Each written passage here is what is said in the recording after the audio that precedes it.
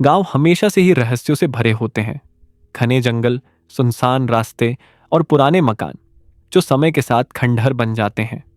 लेकिन कुछ घर ऐसे होते हैं जिनकी चुप्पी भी चीखती है। ये कहानी है एक ऐसे ही घर की और एक लड़की की जिसने कभी सोचा भी नहीं था कि उसकी जिंदगी एक डरावने सच से टकराने वाली है। रीमा शहर से अपने गांव लौटी थी। उसका पुराना पुश्तैनी घर कई सालों से बंद पड़ा था। माँ बाप का देहांत हो चुका था और भाई बहन शहर में जा बसे थे।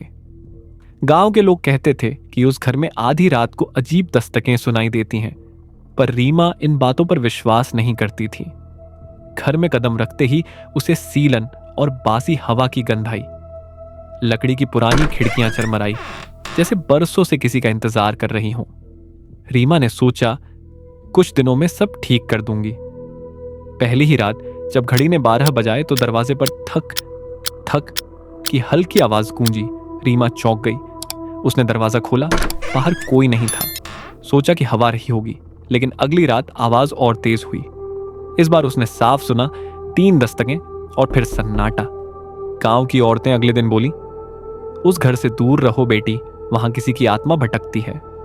रीमा हंसकर टाल गई, लेकिन मन ही मन डर की एक परछाई उसके साथ चिपक गई थी। तीसरी रात दस्तक के साथ एक और चीज हुई। रीमा ने देखा कि खिड़की के शीशे पर धुंधली सांसों के निशान बने थे, मानो कोई पास खड़ा हो। उसने पर्दा हटाकर देखा, बाहर अंधेरा ही अंधेरा। वह कमरे में लौटी, तभी दीवार पर अपनी परछाई के साथ एक और परछाई देखी। लेकिन वह परछाई उसके हाव भाव से मेल नहीं खा रही थी, जैसे कोई और उसके साथ खड़ा हो। अगले दिन रीमा ने बुजुर्ग पंडित जी से पूछा। उन्होंने गहरी सांस लेकर कहा, इस घर में 50 साल पहले एक औरत की रहस्यमय मौत हुई थी। उसका नाम सावित्री था। कहते हैं उसकी आत्मा को चैन नहीं मिला, आधी रात को वही दस्तक देती है। रीमा कांप उठी, लेकिन उसने ठान लिया कि अब वह सच जाने बिना घर नहीं छोड़ेगी। उस रात जब दस्तक हुई, रीमा ने दरवाजा नहीं खोला। उसने जोर से कहा, कौन है, क्यों आती हो? कुछ क्षण सन्नाटा रहा, फिर दरवाजे के दूसरी तरफ से फुसफुसाहट आई। मुझे अंदर आने दो, रीमा ने कांपते हुए जवाब दिया। तुम कौन हो? आवाज ने कहा।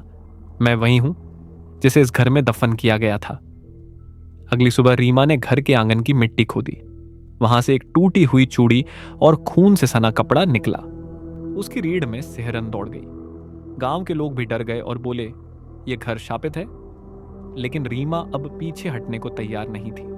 उसने तय किया कि वह आधी रात को सावित्री की आत्मा से आमना सामना करेगी।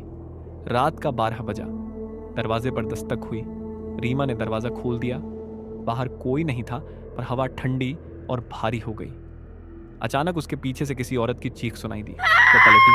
सफेद साड़ी में एक औरत खड़ी थी, चेहरा खून से लथपथ। मुझे न्याय चाहिए, वह औरत चीखी। रीमा समझ गई कि यह आत्मा बदला चाहती है। उसने साहस जुटाकर पूछा, तुम्हारे साथ क्या हुआ था? औरत ने बताया कि उसकी हत्या इसी घर में हुई थी और हत्यारों ने उसे आंगन में दफन कर दिया।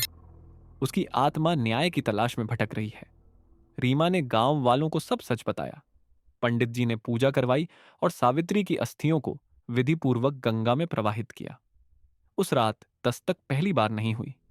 रीमा को लगा कि सब खत्म हो गया, लेकिन जब वह सोने लगी, अचानक खिड़की पर किसी ने धीरे से दस्तक दी।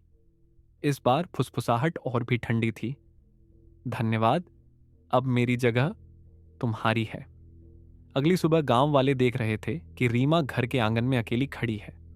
उसके चेहरे पर एक अजीब सी मुस्कान थी और उसी रात से फिर वहीं दस्तक शुरू हो गई। लेकिन अब आत्मा रीमा की थी।